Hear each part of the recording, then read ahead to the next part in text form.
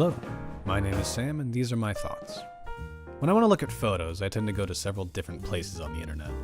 I start on Instagram, then Facebook, YouTube, and Reddit. If I want to leave my house or my phone, I go to a coffee shop. If I'm really desperate, I'll take some of my own photos, put them on my computer, and hoard them so no one can see them and judge me. So say that I got over this fear and wanted to advertise myself as a photographer. Where should I put my photos? What do each of the possible options mean or imply? If my photos are on Instagram, that tends to have a feeling of photography as art, but I'm also surrounded by selfies, lunch, dogs, and inspirational quotes. If I upload it to Facebook, I'm surrounded by just as much. In fact, I'm surrounded by people who know me, and I'm subject to what they already think of me. For example, when I upload a photo online, if it's on Facebook, people will judge it not as a piece of art, but as something made by someone they know. I'm not a photographer to most people I know. I'm a friend, son, husband, or acquaintance. In fact, the people who know me least are more likely to treat what I make as a piece of art. They don't know me, so they can only judge based on the quality of the photo itself. Because of that, knowing me is the biggest hindrance to seeing my work as an art form. In the end, the message of my photography is interpreted not by the work itself, but by the medium it is consumed in and the degrees of separation from the artist, that is, me. Let's go back for a second before I dig too deep into this and ask, what is photography? Who invented it, and who says it's art?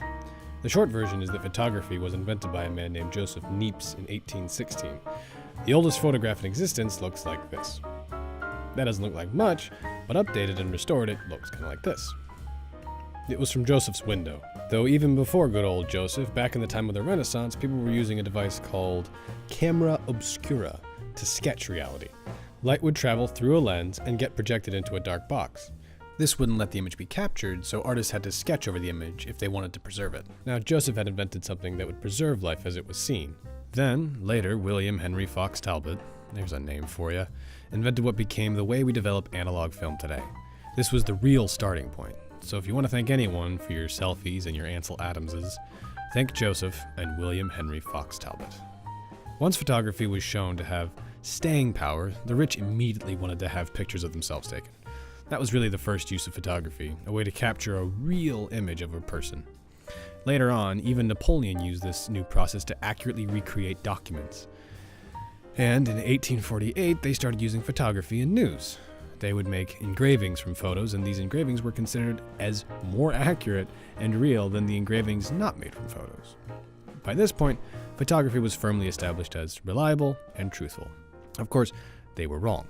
People were also using it to deceive people, but overall, the feeling of this newfangled toy was that it was a reliable way to document life and was unbiased and clear. In 1864, the man who made photography an art was born. His name was Alfred Stieglitz.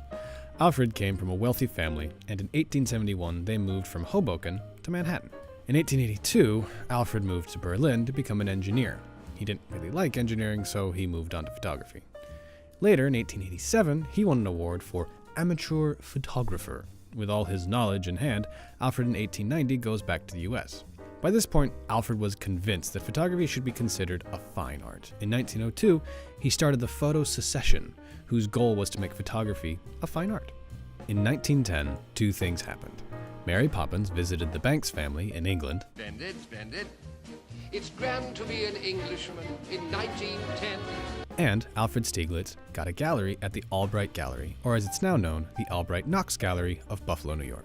From that point on, all photographers were loved and placed in the same high regard as Renaissance painters. Hooray! You did it, Alfred. No. In fact, photography is still not really perceived to be as artistic as its painted cousin.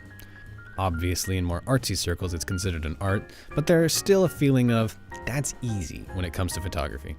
I think that's because photography is used so readily that people tend not to think of it as something that is made, but as a documentation of a person or a thing. For example, there's a photo I saw of Daniel Radcliffe years ago that I really liked. This is a fun photo that I love. It took me a lot of intentional digging to find out who took this photo. I'm actually still not sure. If you reverse search this photo, you get Reddit photoshopping the image. I think the photo was taken by Martin Scholler, who has taken some amazing photos that I would have never found if I hadn't dug out his name.